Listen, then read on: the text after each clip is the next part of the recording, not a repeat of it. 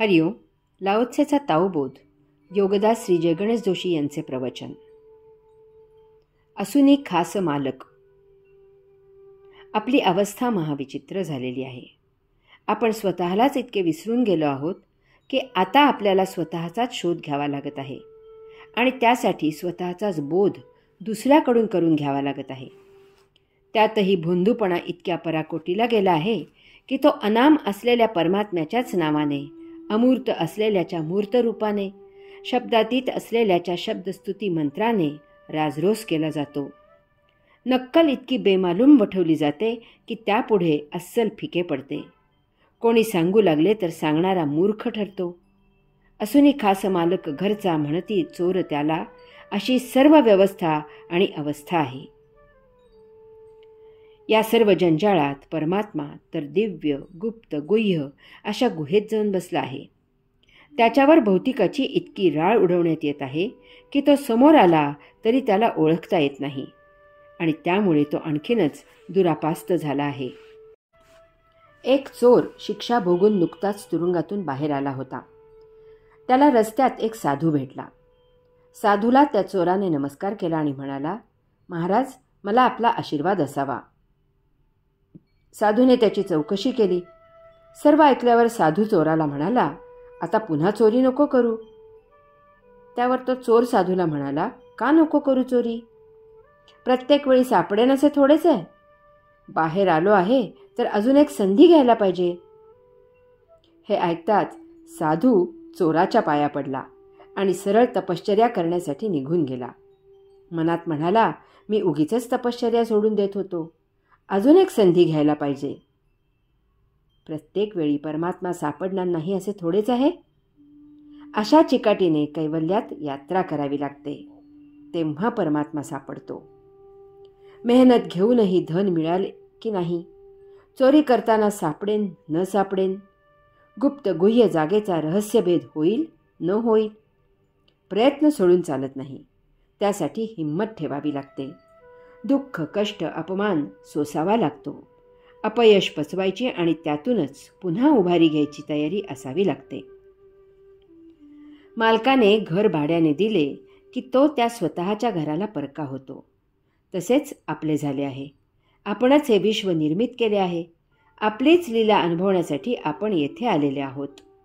परंतु ती लीला करण्यासाठी त्यातील भौतिक सोंगाड्यांना आपण या विश्वाचा ताबा दिला आहे. त्यामुळे मालक असूनही आपण या विश्वात परके आहोत. जणू काही हे आपले घर नाही. दुसऱ्याच्या घरात आपण वावर करत आहोत.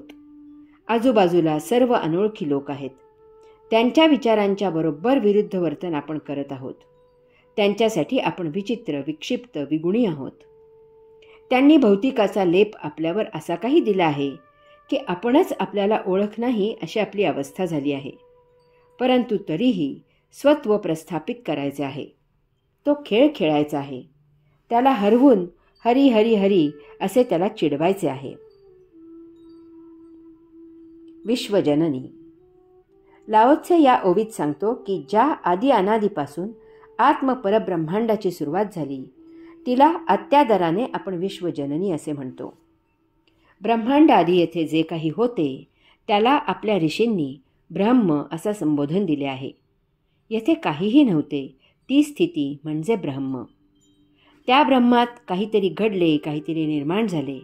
त्या निर्माणाला ब्रह्मांड असे म्हटले गेले. ब्रह्मांड ब्रह्मात निर्माण झाले. निर्मिती शक्तीशिवाय होणे शक्य नसते. येथे ब्रह्माशिवाय तर अन्य काहीही नव्हते.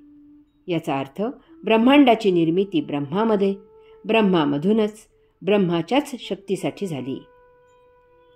त्या शक्तीला आपल्या ऋषींनी आत्मा असे स्वतंत्र संबोध दिले. पुढे अंशात्मा ही संकल्पना आली आणि त्यामुळे आत्म्याला परमआत्मा, परमात्मा असे म्हटले गेले. तसेच दोन गोष्टींमध्ये ब्रह्म आहे अशी संकल्पना आली. त्यामुळे ब्रह्माला परमब्रह्म, परब्रह्म असे म्हटले गेले. यामुळे ब्रह्मांडाला त्याच्या शक्तीसह परब्रह्मांड असे म्हटले गेले. लाओत्से सांगत आहे की परब्रह्माच्या ज्या शक्तीमुळे, परम आत्म्यामुळे ब्रह्मांडाची सुरुवात झाली तिला आपण अत्यादरे विश्वजननी असे म्हणतो. ताओबोध खंड पहिला पृष्ठ क्रमांक 257 यावरील चार्ट पहा. मूलतः परमब्रह्म स्त्रैण आहे. त्यातील आत्मशक्ती पौरुषय्य आहे. त्यामुळे ओम असा वैश्विक स्फोट झाला आणि आत्मपरब्रह्मामधून प्रथम निर्मिती निर्जीव सृष्टीची झाली. त्यामुळे सजीव सृष्टीच्या निर्मितीसाठी ब्रह्मामधून आदी माया निर्माण झाली. मायेच्या आत्मपरब्रह्माच्या संयोगाने अचल सजीव सृष्टी निर्मित झाली. कारण त्यात स्त्रैण शक्ती होती. संयोगामधून परब्रह्म दूर झाले. ते कोंदणासारखे म्हणजे कवच राहिले आणि त्यात परमात्मा आणि माया यांच्या संयोगाने चल सजीव सृष्टीची निर्मिती झाली. निर्जीव, अचल, सजीव किंवा चल सजीव अशा तिन्ही ठिकाणी परमात्म्याचा सहभाग आहे, म्हणून त्याला विश्वजननी असे म्हटले गेले. येथे हे सर्व घडवून आणायला परब्रह्माच्या परमशक्तीशिवाय, परमात्म्याशिवाय येथे अन्य कोणीही नव्हते. परमब्रह्मामध्ये परमात्म्याने ब्रह्म आणि माया यांच्या संयोगाने हे सर्व घडवले. हे सर्व अत्यंत सुनियोजित, किंचितही चूक न होता, कोठेही ढिसाळपणा न होता, आयोजनात कोठेही जराही न्यून कमतरता न ठेवता, आजकालचे व्यवस्थापन शास्त्राचे अत्याधुनिक ज्ञान फिके पडावे असे घडले. याचा अर्थ परमात्मा हा परिपूर्ण स्वयंभू आहे, परिपूर्ण परमज्ञानी आहे, परिपूर्ण सर्वोच्च शक्तिवान आहे.